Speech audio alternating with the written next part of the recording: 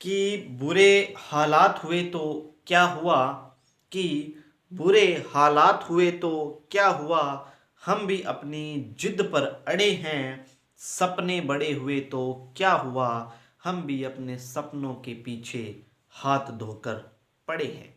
तो साथियों, इसी मोटिवेशनल प्रेरक एक लाइन के रूप में मैं आपका दोस्त और होस्ट अशोक कुमार आपके लिए लेकर के हाजिर हूं हमारे एके एकेडमी फाउंडेशन ग्रुप के ऊपर राजस्थान के भूगोल की क्लास नंबर 10। साथियों, तो क्लास नंबर 10 के अंदर हम जो अभी हमने 9 क्लासेस पढ़ी है उनके अंदर हम पढ़ चुके हैं राजस्थान के भौतिक प्रदेशों से संबंधित राजस्थान का मरुस्थल। और इसी कड़ी को आगे बढ़ाते हुए आज हम पढ़ेंगे राजस्थान के मरुस्थल के बारे में कुछ एक फैक्ट। तो फैक्ट नंबर पहला आप नोट करते हुए चलिएगा साथियों। सबसे पहले हम पढ़ रहे थे उत्तरी पश्चिमी मरुस्थल, उसके अंदर हमने पढ़ा है बालुका स्तूप युक्त और बालुका स्तूप मुक्त। बालुका स्तूप युक्त के अंदर हमने अलग अलग प्रकार के बालुका स्तूपों का अध्ययन किया है और बालुका स्तूप मुक्त जो है उसके अंदर हमने भी 3 प्रकार के बालुका स्तूपों के बारे में अध्ययन किया है। इसी कड़ी को आगे बढ़ाते हुए हम पढ़ेंगे लाठी सीरीज। यदि हम बात करते हैं लाठी सीरीज की, तो लाठी सीरीज क्या है मैं आपको बताते हुए चलूंगा। लाठी सीरीज, लाठी सीरीज क्या है आपको पता होना चाहिए।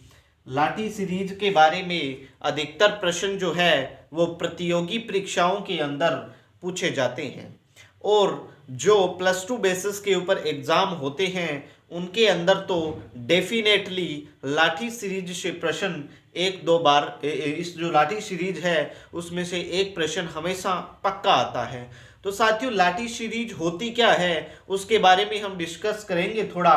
तो लाठी सीरीज में बात करूं तो एक भूगर्भीय जल पट्टी है, यानी कि ये एक जल पट्टी है, यानी कि ये क्या है, एक जल, यदि आप बोल सकते हो कि अंडरग्राउंड जो जल होता है, यानी कि अंडरग्राउंड जो वाटर होता है वो अंडरग्राउंड वाटर की एक लंबी, अंडरग्राउंड वाटर जो होता है उसकी एक लंबी पट्टी है। अर्थात कि इस पट्टी के अलावा अगर आप देखोगे किसी स्थान के ऊपर तो आपको जल मिलेगा, लेकिन जल बहुत गहराई पर मिलेगा या फिर वो जल क्या होगा, खारा होगा। तो लाठी सीरीज क्या है, नंबर 1 के ऊपर बात करते हैं तो एक भूगर्भीय जल पट्टी है। क्या है, भूगर्भीय जल पट्टी है। ठीक है, जल पट्टी है। दूसरी बात यदि हम बात करते हैं तो लाठी सीरीज कहां से कहां तक है, यानी कि जो लाठी सीरीज है इसका विस्तार कहां से कहां तक है। तो लाठी सीरीज का जो विस्तार है वो आपके पोखरण जैसलमेर से लेकर के और मोहनगढ़ जैसलमेर तक है। ठीक है, तो लाठी सीरीज का जो विस्तार है वो कहां से कहां तक है, तो पोखरण जैसलमेर से लेकर के मोहनगढ़ जैसलमेर तक आपका क्या है, लाठी सीरीज का विस्तार है साथियों। ठीक है, दूसरे नंबर के ऊपर हम बात करते हैं लाठी सीरीज के बारे में। तो लाठी सीरीज, यदि हम बात करें लाठी सीरीज से संबंधित, तो ये जो क्षेत्र है पोखरण जैसलमेर से मोहनगढ़ जैसलमेर तक, यहां पर एक गांव है। कौन सा गांव है, यहां पर एक गांव है। इस गांव के अंदर क्या है, आकलवुड फॉसिल पार्क है। क्या है, आकलवुड फॉसिल्स पार्क है। ठीक है, तो इस गांव के अंदर क्या है आपका, आकलवुड फॉसिल्स पार्क है। ठीक है, इस गांव के अंदर है। इसके अलावा यदि हम बात करते हैं तो यहां पर एक चांदन नलकूप है, यानी कि जो चांदन गांव है आपका, इस चांदन गांव के अंदर ही आपका क्या है, चांदन नलकूप है। क्या है, चांदन नलकूप है, जिसे क्या कहा जाता है, जिसे चांदन नलकूप को क्या कहते हैं, थार का घड़ा कहा जाता है। मोस्ट इंपॉर्टेंट है, 3 स्टार लगा लीजिएगा इसको, थार का घड़ा कहा जाता है। यानी कि जो चांदन गांव है वहां पे चांदन नलकूप है और इस चांदन नलकूप को क्या कहते हैं, आपके थार का घड़ा नाम से जाना जाता है। इसके अलावा यदि हम बात करते हैं तो देखो पोखरण जैसलमेर से मोहनगढ़ जैसलमेर तक क्या है, एक लाठी सीरीज है, मीठे पानी की क्या है, एक सीरीज है। तो यहां पर क्या पाया जाता है, यहां लाठी सीरीज के अंदर सबसे ज्यादा सेवण घास सबसे ज्यादा पाई जाती है। कौन सी घास पाई जाती है, तो सेवण घास जो है वो सबसे ज्यादा यहां पर पाई जाती है। अब सेवण घास की यदि हम बात करते हैं तो ये क्यों यहाँ पे पाई जाती है और इसका जिक्र क्यों किया जाता है, सबसे ज्यादा यहाँ पर पाई जाती है। ठीक है, तो यहाँ पे जो सेवण घास पाई जाती है, सेवण घास किसके लिए उपयुक्त होती है, तो सेवण घास जो होती है इसको क्या कहते हैं, गोडावण की प्रजनन स्थली के नाम से इसको जाना जाता है। गोडावण की इसको क्या कहा जाता है, प्रजनन स्थली के नाम से इसको जाना जाता है। किसको कहते हैं, तो सेवण घास को आपके गोडावण की प्रजनन स्थली कहते हैं, क्योंकि सेवण घास के अंदर आपका जो गोडावण पक्षी होता है, ठीक है, अंदर जो गोडावण पक्षी होता है जिसे राज्य पक्षी का दर्जा दिया गया है, वो क्या देता है, अपने अंडे देता है। क्या देता है, अपने अंडे देता है गोडावण पक्षी। तो सेवण घास को क्या कहते हैं, गोडावण की प्रजनन स्थली के नाम से जाना जाता है। लाठी सीरीज क्या है, एक भूगर्भीय जलपट्टी है जो आपके पोखरण जैसलमेर से मोहनगढ़ जैसलमेर तक है। गांव की यदि हम बात करते हैं तो यहाँ पर आकलवुड फॉसिल्स पार्क है। इसके अलावा चांदन नलकूप है यहाँ पे, जिसे थार का गढ़ा कहते हैं। यहाँ पे सेवण घास है, सबसे ज्यादा पाई जाती है। और इसके अलावा गोडावण की प्रजनन स्थली कहते हैं सेवण घास को। और सेवण घास के अंदर क्या देता है, जो गोडावण होता है वो अपने अंडे देता है। ठीक है, तो ये आप स्क्रीनशॉट इसका एक बार ले लीजिएगा। और मैं उम्मीद करता हूं कि आप सभी ने ये जो मैं आपको लिखा रहा हूं इंपॉर्टेंट जानकारी, आप सभी ने अपनी कॉपी के अंदर इसको जरूर उतारा होगा। एक बार आप इसको कॉपी के अंदर लिख लीजिएगा, क्योंकि ये जो जानकारी है आपके लिए बहुत ही महत्वपूर्ण होने वाली है। आप यदि इसको ऐसे ही देख करके छोड़ रहे हैं तो इसका भुगतान आपको बाद में करना पड़ेगा, ये मेरे आपसे वादा रहा।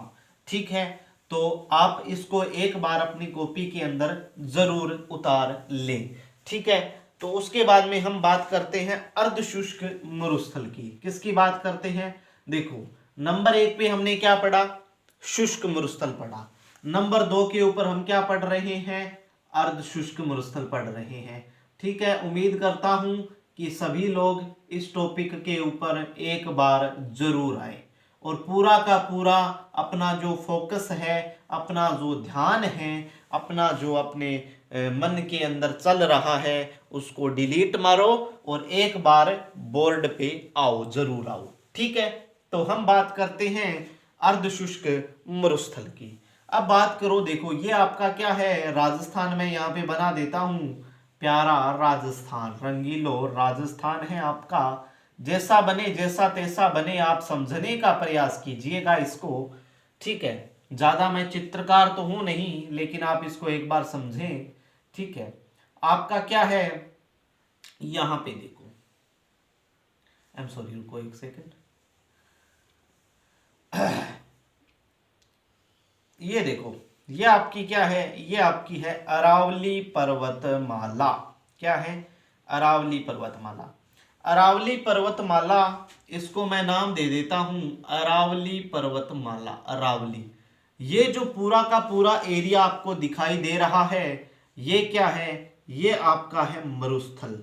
अब इस मरुस्थल को कितने भागों में बांट दिया है, 2 भागों के अंदर बांट दिया है। अब ये जो मरुस्थल है इसको मैं 2 भागों में बांट देता हूं। ठीक है, ठीक है, तो ये हमने बांट दिया है। अब ये जो बांटने का कार्य कर रही है ना, आपको दिख रहा होगा, ये मरुस्थल था। मरुस्थल को हमने 2 भागों में बांटा। अब इस मरुस्थल को 2 भागों में बांटने का कार्य कौन करती है, तो मरुस्थल को 2 भागों में बांटने का कार्य करती है 25 सेंटीमीटर समवर्षा रेखा करती है। अर्थात ये हो गया कि ये जो 25 सेंटीमीटर समवर्षा रेखा है ना, इस 25 सेंटीमीटर समवर्षा रेखा के पश्चिम के अंदर क्या है? शुष्क मरुस्थल है। इसके पूर्व के अंदर यदि आप देखोगे तो क्या है? अर्धशुष्क मरुस्थल हो गया। अब जो 25 सेंटीमीटर समवर्षा रेखा है ना, इसके पश्चिम के अंदर तो वर्षा क्या होती है? कम होती है, और पूर्व के अंदर वर्षा क्या होती है? थोड़ी ज्यादा होती है। तो ये पूरा का पूरा ड्राई एरिया हो गया, और ये जो आपका क्या हो गया? अर्धशुष्क मरुस्थल हो गया। ठीक है। अब यदि हम बात करते हैं अर्धशुष्क मरुस्थल की, अर्धशुष्क पहली बात तो ये देखो कि मरुस्थल को दो भागों में बांटने का कार्य कौन कर रही है? 25 सेंटीमीटर समवर्षा रेखा कर रही है। ठीक है। उसके बाद में देखो कि मरुस्थल की जो पूर्वी सीमा है उसका निर्धारण कौन कर रही है? 40 से 50 सेंटीमीटर समवर्षा रेखा किसका निर्धारण करती है? 40 से 50 सेंटीमीटर समवर्षा रेखा आपके पूर्वी सीमा का निर्धारण करती है। और मरुस्थल की जो पश्चिमी सीमा है ना, यहां पर आप और देखें कि यहां पर एक 10 सेंटीमीटर समवर्षा रेखा और है, जो है 10 सेंटीमीटर समवर्षा रेखा। अब यदि हम बात करें ये जो 25 सेंटीमीटर 10 सेंटीमीटर समवर्षा रेखा है ना, ये किसका निर्धारण कर रही है? तो ये पश्चिमी मरुस्थल का निर्धारण कर रही है। क्या कर रही है? पश्चिमी सीमा का निर्धारण कर रही है। अब यदि हम बात करें कि शुष्क और अर्धशुष्क मरुस्थल को दो भागों में बांटने का कार्य किसके द्वारा किया जा रहा है? 25 सेंटीमीटर समवर्षा रेखा के द्वारा किया जा रहा है। यदि हम बात करते हैं कि अर्धशुष्क मरुस्थल की पश्चिमी सीमा और इसकी पूर्वी सीमा का निर्धारण भी कौन कर रही है? 25 सेंटीमीटर समवर्षा रेखा कर रही है। तो आप जस्ट इतनी सी बात याद रखें कि जो मरुस्थल है, कौन सा है? जो मरुस्थल है उसको दो भागों के अंदर बांटने का कार्य किसके द्वारा किया जा रहा है? उसको दो भागों में बांटने का कार्य 25 सेंटीमीटर समवर्षा रेखा के द्वारा किया जा रहा है। आप इतनी सी बात याद रखें। ठीक है। उसके बाद में आप देखना है कि जो अर्धशुष्क मरुस्थल है, अर्धशुष्क मरुस्थल है, इसको फिर चार भागों में बांट दिया। ठीक है। आप इसको भूल जाओ एक बार, इसको मतलब हाँ ठीक है, ये जो एरिया है ना, ये जो एरिया, इसको आपको याद रखना है। ठीक है। इस एरिया को आपको क्या रखना है? याद रखना है। तो ये जो अर्धशुष्क मरुस्थल है ना, अर्ध शुष्क मरुस्थल की बात करते हैं, तो अर्धशुष्क मरुस्थल को कितने भागों में बांट दिया गया है? आगे चार भागों के अंदर इसको वापस से बांट दिया गया है। ठीक है। नंबर एक मैं नाम दे देता हूं, नंबर 1 हो गया, नंबर 2 हो गया, नंबर 3 हो गया, और नंबर 4 हो गया। ठीक है। सबसे ऊपर की तरफ यदि आप देखोगे, ये इतना थोड़ा ज्यादा मैंने कर दिया, बाकी ये जो है ना, ये यहां से है लगभग। ठीक है। ये इतना का एरिया है इसका। ठीक है। अब देखो कि ये जो एरिया है नंबर 1 के ऊपर, आप नंबरिंग से नंबर 1 के ऊपर कौन सा है? ये जो पूरा का पूरा एरिया है, ये है गंगानगर और हनुमानगढ़ का एरिया। SGNR और HNH के नाम से इसको जानते हैं। HNG सॉरी, हनुमानगढ़ का एरिया है। देखो गंगानगर और हनुमानगढ़ के अंदर आपको पता हो तो कौन सी नदी बहती है? सबसे कम नदियों वाला संभाग हमने पढ़ा था बीकानेर है। अब बीकानेर संभाग के अंदर कौन से जिले आते हैं? बीकानेर में तो कोई नदी बहती नहीं है, ना ही चूरू में कोई नदी बहती है। गंगानगर और हनुमानगढ़ के अंदर सिर्फ एक नदी बहती है, और उस नदी का नाम है गग्घर नदी। कौन सी नदी है? गग्घर नदी बोलते हैं जिसको। ठीक है। तो गग्घर नदी बेसिन के नाम से इसको क्या बोल दिया? गग्घर नदी बेसिन के नाम से इसको क्या जाना जाता है, यानी कि इसको क्या बोल सकते हैं अपने? गग्घर प्रदेश के नाम से भी जाना जा सकता है। क्या बोल सकते हैं इसको? गग्घर प्रदेश के नाम से भी जाना जा सकता है। ठीक है। गग्घर प्रदेश हो गया। दूसरे नंबर के ऊपर देखो, यहां पे आपका देखो गंगानगर हनुमानगढ़ के बाद में क्या होता है? चूरू, सिक्कर हो गया। ठीक है। इसके अलावा आपका झुंझुनू यहां पे हो जाता है। तो ये जो एरिया हो जाता है इसको क्या बोलते हैं? इसको बोला जाता है, 2 नंबर का जो प्रदेश होता है उसको बोला जाता है शेखावाटी प्रदेश। कौन सा प्रदेश होता है? शेखावाटी प्रदेश हो जाता है। ठीक है। शेखावाटी प्रदेश होता है।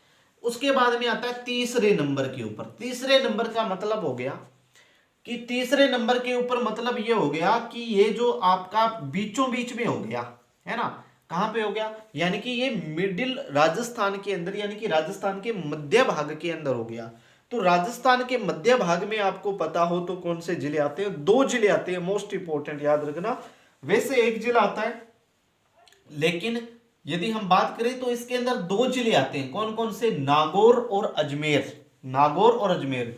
तो इसको हम क्या बोल सकते हैं, नागौर उच्च भूमि के नाम से इसको जाना जा सकता है। किस नाम से, नागौर उच्च भूमि के नाम से इसको जाना जा सकता है। जो ये जो तीसरा प्रदेश है ना आपका, इसको बोलते हैं नागौर उच्च भूमि का प्रदेश बोलते हैं।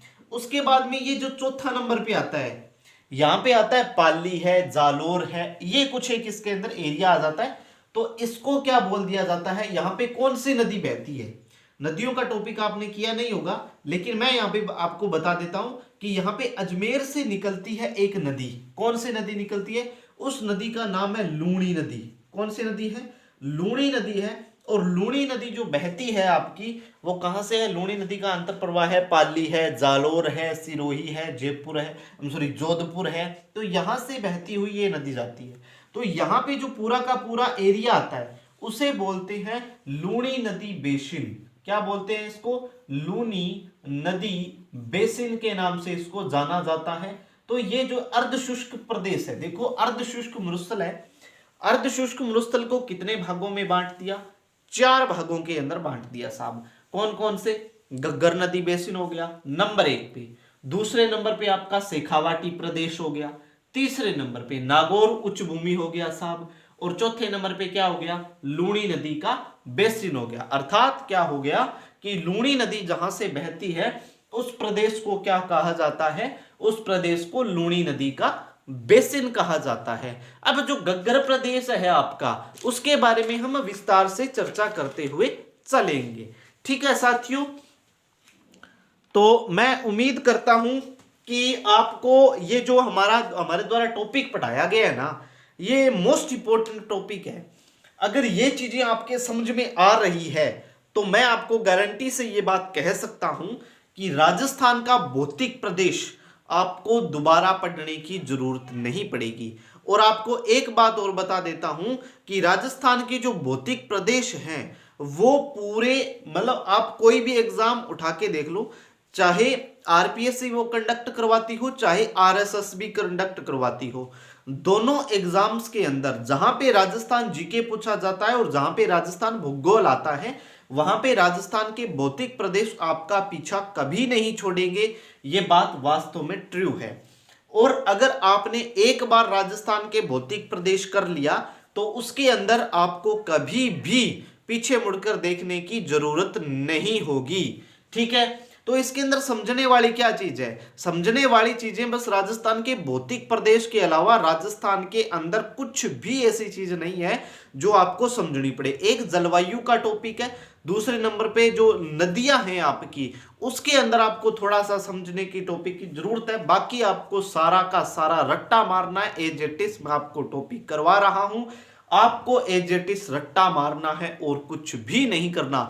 अगर आपने एक बड़ी शिद्दत से, मैं आपको बता देता हूं कि अगर आपने बड़ी शिद्दत से रट्टा मार लिया एक बार भी, तो आप कभी भी जो राजस्थान का भूगोल है या राजस्थान जीके है वो डेफिनेटली नहीं भूलने वाले हो।